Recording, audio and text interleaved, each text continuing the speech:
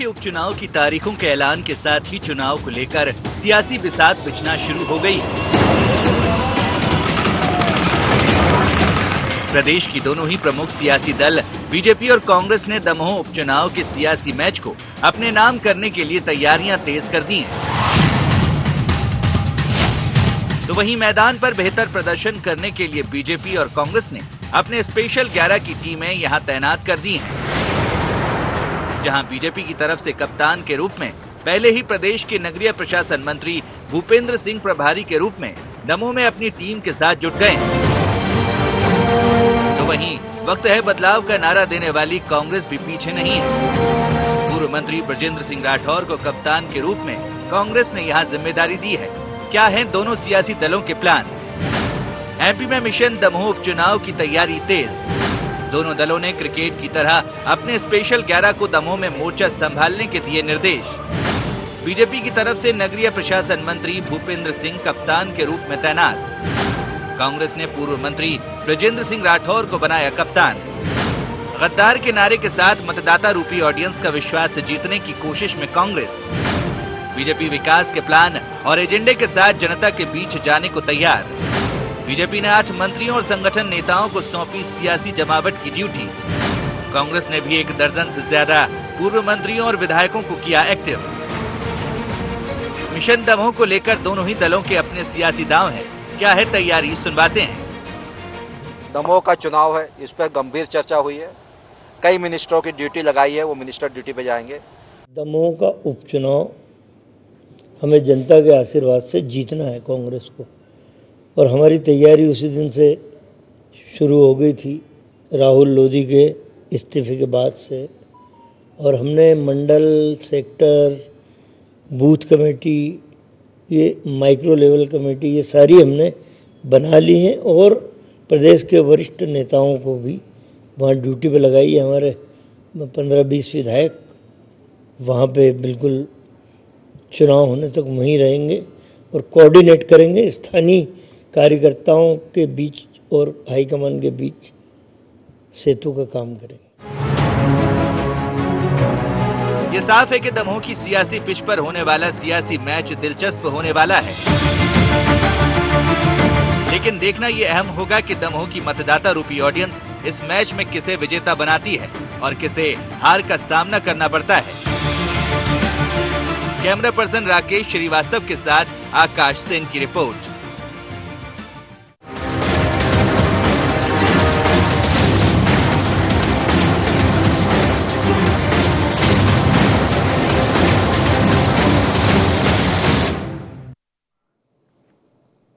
नमस्कार, sharp eight 7 में आप सबका स्वागत है। मैं हूं आपके साथ मुक्ता पाठक। जी हां, मिशन दमोह जो है अब बहुत इंपॉर्टेंट मिशन है मध्य प्रदेश की राजनीति में। इससे पहले हम लोगों ने 28 विधानसभा सीटों में उपचुनाव देखे थे, जिसको कि कांग्रेस और बीजेपी दोनों ने बहुत ही सीरियसली लिया था, लेकिन उसमें जो है बीजेपी आगे निकल गई थी। अब लेकिन जो दमोह का जो उपचुनाव है उसको लेके कांग्रेस और बीजेपी दोनों ही बहुत गंभीर हैं और दोनों की कोशिश है कि जनता को वो अपने अपने जो है घोषणाओं से, अपने अपने वादों से रिझाएं। तो और दोनों ने अपनी अपनी टीमें वहां तैनात कर दी हैं। टीम 11 के रूप में, स्पेशल 11 के रूप में मंत्रियों को मंत्री विधायक डेरा डाले हुए बीजेपी की तरफ से, और कांग्रेस की तरफ से भी जो है पूर्व मंत्री वहां पे डेरा डाले हुए। तो किस तरह की रणनीति बना रहे हैं दोनों पार्टी, क्या कर रहे हैं, क्या रहेगा इस बार, कैसा रहेगा ये उपचुनाव? क्योंकि ये उपचुनाव लिटमस टेस्ट रहेगा एक तरह से बीजेपी के लिए। क्योंकि देखिए, अभी उपचुनाव में तो उसने जीत हासिल की, लेकिन ये वाला उपचुनाव बहुत इंपॉर्टेंट रहेगा। चलिए हम इसी विषय पे चर्चा करेंगे। हमारे साथ स्टूडियो में मौजूद है हमारे ब्यूरो चीफ आकाश सेन, फोन लाइन पे जुड़ गए हैं प्रद्युम्न सिंह लोधी जी, और साथ में है ब्रजेंद्र सिंह राठौर जी। आप सबका शार्प एट 7 में बहुत बहुत स्वागत है। सबसे पहले तो आपके पास आऊंगी प्रद्युम्न सिंह लोधी जी, आपके भाई लड़ रहे हैं दमोह से, और जो कांग्रेस ने आज कैंडिडेट डिक्लेयर किया, उन्होंने जो है पिछले दमोह के चुनाव में राहुल लोधी जी का जो अगर हम कहें तो पूरा कैंपेन संभाला था। आप कैसे देख रहे हैं इस उपचुनाव को?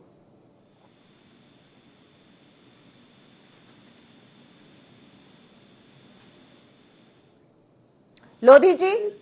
जी जी, ये जो कांग्रेस ने कैंडिडेट दिया है जी, ये पिटा हुआ मुहर्रा, 2 बार ये चुनाव हार चुके हैं और लंबे वोटों से ये चुनाव हारे हैं और युवाओं को कांग्रेस ने एक बार फिर दरकिनार कर दिया। लोग चाह रहे थे कि कोई युवा चेहरा कांग्रेस लाएगी, परंतु वही घिसे पिटे पुराने चेहरे जिन पर युवा विश्वास नहीं कर सकते, जिनसे लोग बात करने के लिए कतराते हैं, ऐसे लोगों को आपने टिकट दिया है तो निश्चित रूप से कांग्रेस तो उसी समय हार गई जिस समय इनका ये टिकट डिक्लेयर हुआ। चलिए, आप कह रहे हैं युवा चेहरा नहीं है, लेकिन इन्होंने ही तो राहुल लोधी की कमान संभाली थी पिछले बार चुनाव में, विधानसभा चुनाव में। ये पूरा दमोह जानता है कि जब इनको टिकट नहीं मिलता तो ये किस पार्टी का काम करते थे। पूरा दमोह जानता है, कांग्रेस के प्रत्येक वहां के लोग जानते हैं। मैं लगातार वहां पर जनप्रतिनिधि रहा हूं, मंडी का अध्यक्ष रहा हूं, मुझे वहां इनके उससे पूरा मैं वाकिफ हूं कि जब इनको टिकट नहीं मिलता था तब ये कांग्रेस के साथ क्या करते थे। अब कांग्रेस के बाकी लोग इनके साथ वही करेंगे। जी, आप बिल्कुल भी चिंतित नहीं लग रहे हैं। राहुल लोधी का नाम डिक्लेयर किया गया, लेकिन दमोह जो है वो परंपरागत जो है मलैया लोगों की सीट रही है। आपको भीतर घात की उम्मीद है या लगता है कि नहीं, वो आप लोग कोऑर्डिनेट कर लेंगे? नहीं, ये मलैया की सीट नहीं रही है, ये भारतीय जनता पार्टी की ये सीट रही है मूलतः जी, और भारतीय जनता पार्टी ही वहां चुनाव जीतेगी। माननीय मलैया जी हमारे वरिष्ठ नेता हैं, बुंदेलखंड के वरिष्ठ कार्यकर्ता हैं, वो भारतीय जनता पार्टी का पूरी ताकत के साथ काम करेंगे। चलिए, हमारे साथ बृजेंद्र सिंह राठौड़ जी भी हैं। राठौड़ साहब, आपसे पूछना चाहूंगी, आप तो कप्तान हैं स्पेशल 11 के, किस तरह की स्ट्रैटेजी आप बना रहे हैं कांग्रेस के लिए?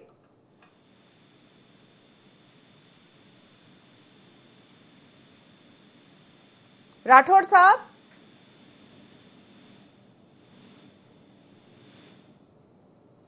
लग रहा है हमारा संपर्क नहीं हो पा रहा है।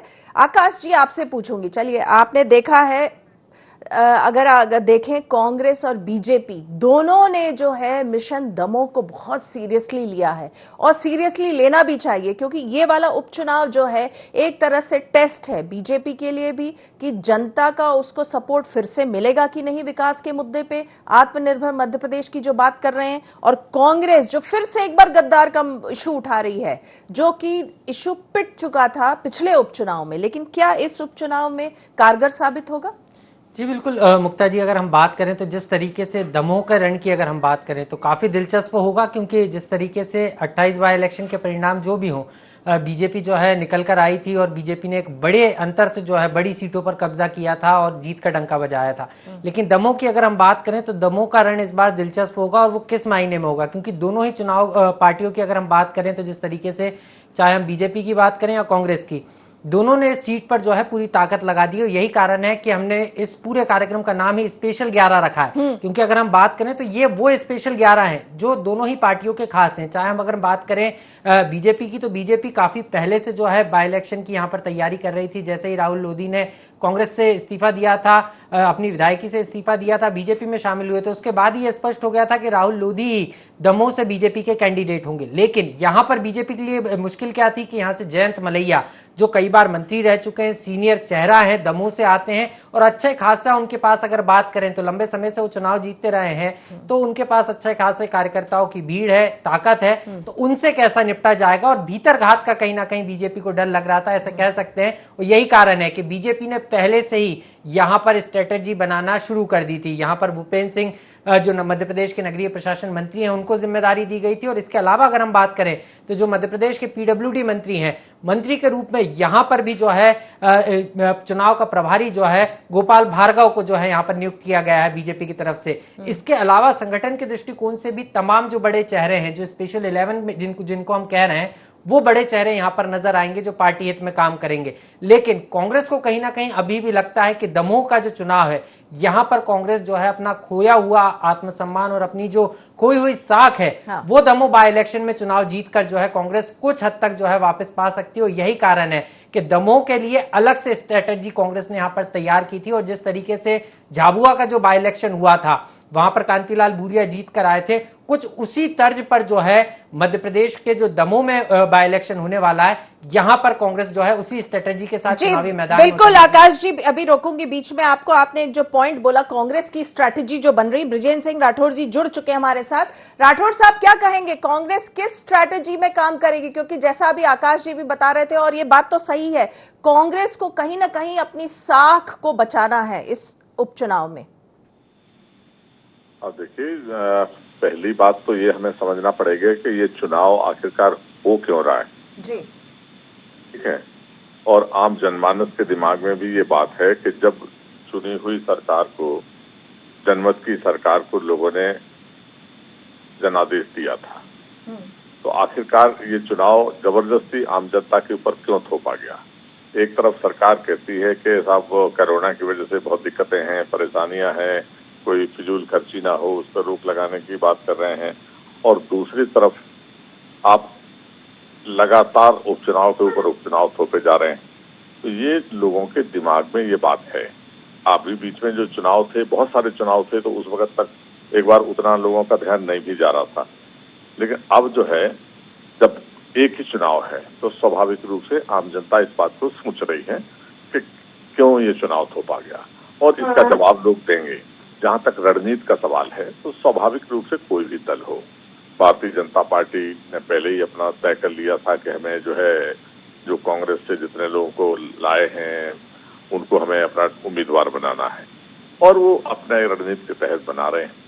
कांग्रेस स्वाभाविक रूप से अपने हिसाब से रणनीति बनाएगी, और ये तय है कि हम लोग बूथ लेवल तक और बूथ लेवल से नीचे तक पूरी ताकत अपने खर्च करेंगे, लोगों को ये समझाने की भी कि ये चुनाव क्यों हो रहा है, और दूसरी बात 15 साल के और 15 महीने के कामों को भी हम अपना सामने रखेंगे। क्योंकि आम आदमी के दिमाग में ये है कि जहां 100 रुपए में 100 यूनिट बिजली मिल रही थी, आज क्या हालात हैं। जी बिल्कुल, आपको रोकूंगी यहाँ पे राठौर साहब, वक्त हो चला है ब्रेक का। ब्रेक के बाद आऊंगी तो आप ही से पूछूंगी कि गद्दार का इशू एक बार फिर से जो कांग्रेस उठा रही है, क्या वो इस बार कारगर साबित होगा? तो प्रद्युम्न सिंह लोधी और बृजेंद्र सिंह राठौर जी, आप बने रहिएगा फोन लाइन पर, हम जल्दी हाजिर होते हैं एक छोटे से ब्रेक के बाद।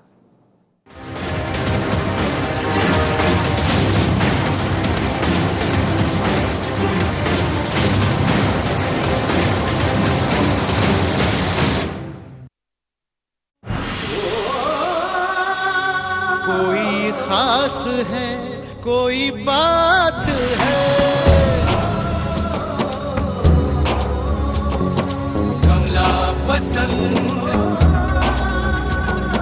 जीते दुनिया हर बाजी जीते, हर अदा में शाही अंदाज है। कमला पसंद पान मसाला, शाही स्वाद, शाही अंदाज, स्वाद में हमेशा 2 कदम आगे।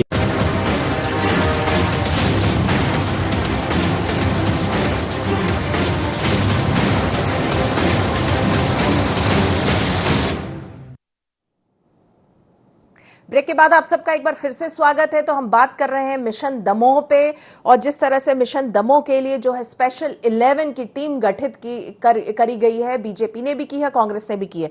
बृजेंद्र सिंह राठौर साहब, आपसे ये पूछना चाहूंगी कि एक बार फिर से हम देख रहे हैं कि कांग्रेस जो है वो फिर से गद्दार का इशू उठा रही है। ये इशू जो था पिछले जो उपचुनाव में, तो अगर हम कहें तो जनता ने इसको एक सिरे से नकार दिया। देखिए, कांग्रेस गद्दार का इशू न उठा रही है, ना पहले उठा रही थी। ये लोगों के दिमाग में जरूर बात है कि जो लोग एक विचारधारा के साथ जुड़े, उस विचारधारा के साथ एमएलए बने, और उसके बाद अगर वो पलट रहे हैं तो स्वाभाविक रूप से लोगों के दिमाग में ये बात आती है, बुद्धिजीवी तबका हो चाहे कोई भी इंसान हो, कि आखिरकार ऐसा क्यों हो रहा है। तो ये बात जनता की तरफ से ये बात आ रही थी।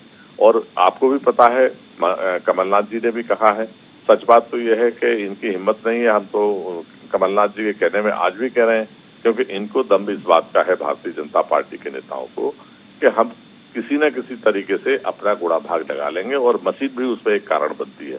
भाई जब सारे दल इस बात को कहते हैं कि भाई आप बगैर मसीह के क्यों नहीं चुनाव करा सकते हो, भाई आप तो एक ही चुनाव है, आप एक चुनाव करा के देख लीजिए, रिजल्ट सामने आ जाएगा।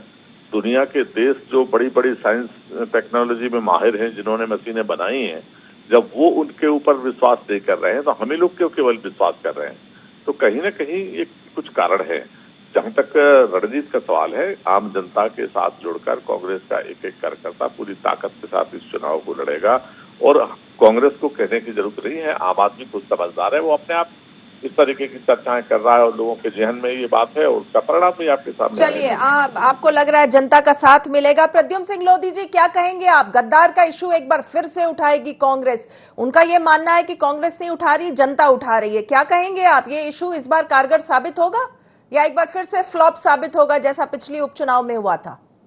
निश्चित रूप से जनता ने उस समय भी इस इशू को नकार दिया था और इस बार भी इस इशू को नकारा जाएगा, क्योंकि ये चुनाव मूल रूप से विकास के लिए लड़ा जाएगा और विकास के लिए ही लड़ा जा रहा है। वहां की जो प्रमुख मांग थी वहां पर मेडिकल कॉलेज की स्थापना करने के लिए, और निश्चित ही अभी माननीय मुख्यमंत्री जी ने उसका भूमि पूजन करके बहुत ही जल्दी वहां के आम जनमानस में ये धारणा बनी थी कि यहाँ मेडिकल कॉलेज आएगा और निश्चित रूप से वहाँ आ गया। पिछले कांग्रेस की सरकार में हमारा छतरपुर का जो मेडिकल कॉलेज था, वहाँ उस समय जो चिकित्सा शिक्षा मंत्री थी विजय लक्ष्मी साधु जी, वो अपने यहाँ महेश्वर ले गई थी। वो वहाँ अभी फिर वो स्थगित करके एक छतरपुर में भी और दमोह में भी 2 मेडिकल कॉलेज की हमें सौगात मिली है बुंदेलखंड के लिए। बड़े सौभाग्य की बात है हमारे क्षेत्र के लिए। और निश्चित रूप से हमारा मानना है कि ये पूरा का पूरा जो चुनाव है ये मूल रूप से विकास के ऊपर ही होगा। माननीय शिवराज जी के 1 साल के कार्यकाल पर ये चुनाव होगा। आप कह रहे हैं कि विकास वर्सेस गद्दार का इशू रहेगा एक बार फिर से, जैसा था पिछले उपचुनाव में? बिल्कुल बिल्कुल बिल्कुल वही, बिल्कुल। और जनता चाहती है कि हमारे क्षेत्र में विकास हो। निश्चित रूप से ये बातें हैं, ये घिसी पिटी बातें हैं। जनता अपने क्षेत्र में विकास चाहती है और माननीय शिवराज जी के नेतृत्व में हमारी सरकार, हमारा प्रदेश आगे बढ़ रहा है। प्रद्युम्न सिंह लोधी जी, एक सवाल बनता है कि अगर आपको लग रहा है कि विकास के मुद्दे पे जनता आपका साथ देगी, तो इतने सारे जो है बीजेपी के कद्दावर नेता जो है दमोह में जो है वहां पहुंच चुके हैं, वहां पे जो है वो संभाल रहे हैं, पूरी स्ट्रैटेजी बना रहे हैं। कहीं ना कहीं आप लोगों के मन में बीजेपी को ये शंका तो है भीतरघात की? किसी प्रकार की कोई आशंका कुशंका नहीं है, क्योंकि ये युद्ध की भांति ही लड़ा जाता है, चुनाव के तरीके से ही लड़ा जाता है और इसमें हम किसी भी प्रकार की कोई कोर कसर छोड़ नहीं सकते। पूरी ताकत के साथ हमारा बूथ स्तर का कार्यकर्ता और हमारे बड़े स्तर के चाहे मंत्री हों चाहे विधायक हों, जिनकी जहां पर ड्यूटी लगाई गई है, पूरी ईमानदारी के साथ काम करेंगे। चलिए, एक सवाल यहाँ पूछूंगी जो कि राठौड़ साहब ने एक सवाल उठाया है ईवीएम मशीन पे। कांग्रेस बार बार ईवीएम मशीन पे सवाल उठा रही, सवाल या निशान लगा रही है, क्या कहेंगे? अब पंजाब में चुनाव जीतती है कांग्रेस, उस समय वहां ईवीएम खराब नहीं होती। राजस्थान में चुनाव जीतती है, उस समय ईवीएम खराब नहीं होती। जब ये चुनाव हार जाते हैं तो पूरी तरह सिर पीट के चिल्लाते हैं कि ईवीएम में सेटिंग हुई, ईवीएम खराब है, फिर मतपत्र से चुनाव कराओ। मतलब जहां ये जीतेंगे वहां ईवीएम ठीक है, जहां भाजपा जीतती है वहां ईवीएम खराब है। ये इशू है और इशू कुछ नहीं है। इनको ताकत के साथ, ईमानदारी के साथ जनता के बीच में जाके काम करना चाहिए। आप जनता में जाएंगे, आप जनता में काम करेंगे, जनता की वोट आपको मिलेगी। ईवीएम कोई बड़ा इशू नहीं है, हारने जीतने पर ही ये इशू बनते हैं और इनको समाज में जाकर काम करना होगा, तभी आप आगे बढ़ पाएंगे। और नहीं तो हमारी पार्टी जिस तरीके से हम काम करते हैं, निचले स्तर से काम करते हैं, कार्यकर्ता हमारा काम करता है, बूथ स्तर पर कार्यकर्ता काम करता है, इस कारण हमारी पार्टी यहाँ बहुत ताकत के साथ जीती। चलिए आकाश, आपसे पूछूंगी, क्या कहेंगे आप? देखिए, आपने दोनों नेताओं को सुना। देखिए, बहुत इंपॉर्टेंट तो है दमोह का उपचुनाव, जैसे हम लोग कह रहे हैं, मिशन की तरह लिया जा रहा है।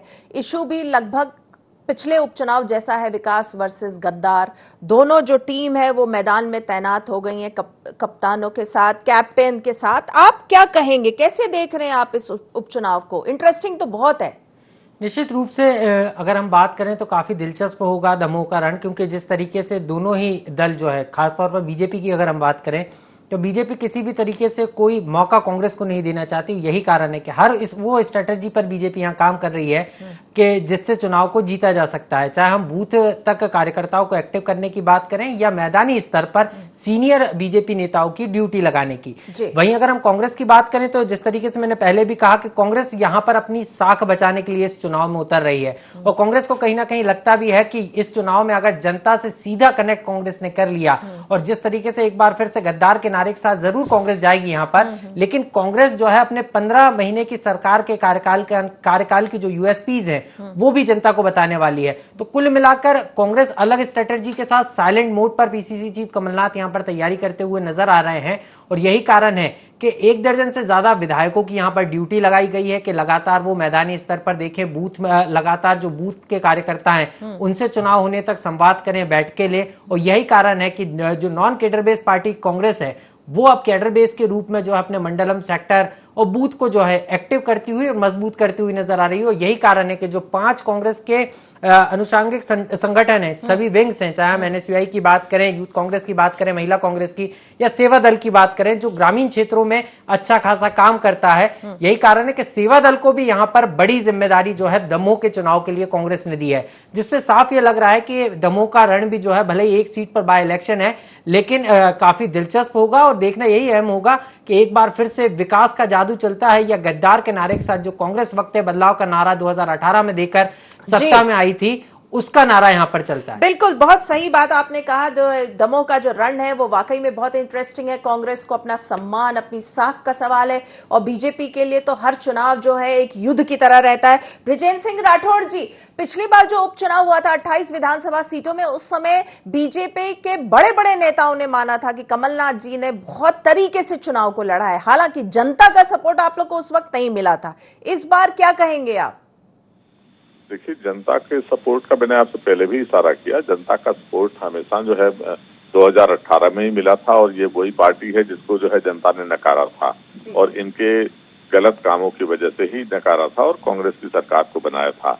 अनैतिक तरीके से जिस तरीके से खरीद फरोख्त करके सरकार को गिराया गया और जनमत का अपमान किया गया वो पूरे देश ने देखा और एक गलत उदाहरण पूरे हिंदुस्तान में गया। अभी हमारे साथी ने कहा कि विकास के नाम के ऊपर जो है, तो इसका मतलब यह है कि मलैया जी के रहते दमोह का विकास नहीं हो रहा था या मलैया जी के टाइम पे जितनी योजनाएं मंजूर हुई थी और जो विकास करने वाला आदमी था उसको उठा के आपने नेग्लेक्ट कर दिया। तो क्यों? जो लोग कल आपके खरीद फरोख्त से आपके साथ जुड़ते हैं और ऐसे लोग जो 2 महीने पहले खुद आप लोगों के चैनल के ऊपर कहते हैं कि मैं इधर से उधर इसलिए नहीं जाऊंगा वरना आने वाली पीढ़ियां मुझे माफ नहीं करेंगी, मेरे बच्चे कल के दिन कहेंगे कि ये वही हमारे पिता हैं जो दल बदल करके इधर से उधर जो है लालच में चले गए। जी राठौड़ साहब, आपको माफी चाहूंगी, बीच में रोकूंगी, समय वक्त हो चला है ये डिस्कशन को एंड करने का। जो अगर हम बात करें तो दमोह का रण जो है वो वाकई में बहुत दिलचस्प होने वाला है क्योंकि बीजेपी और कांग्रेस दोनों अपना दमखम इस उपचुनाव में लगा रही है। तो प्रद्युम्न सिंह लोधी जी, बृजेंद्र सिंह राठौड़ जी, आकाश जी, आप तीनों का बहुत बहुत धन्यवाद, आपने इस डिस्कशन में हिस्सा लिया। तो हम बात कर रहे थे दमोह के रण की और वो कितनी इंटरेस्टिंग होने वाली है। तो शार्प एट 7 में फिलहाल इतना ही। आप बने रहिए IND 24 के साथ। नमस्कार।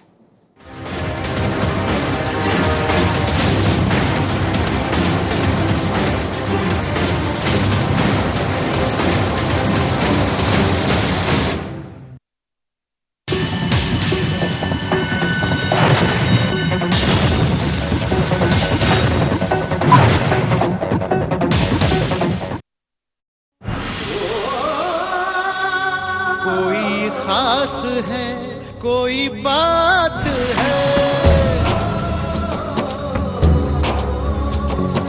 कमला पसंद। जीते दुनिया हर बाजी जीते, हर अदा में शाही अंदाज है। कमला पसंद पान मसाला, शाही स्वाद, शाही अंदाज, स्वाद में हमेशा 2 कदम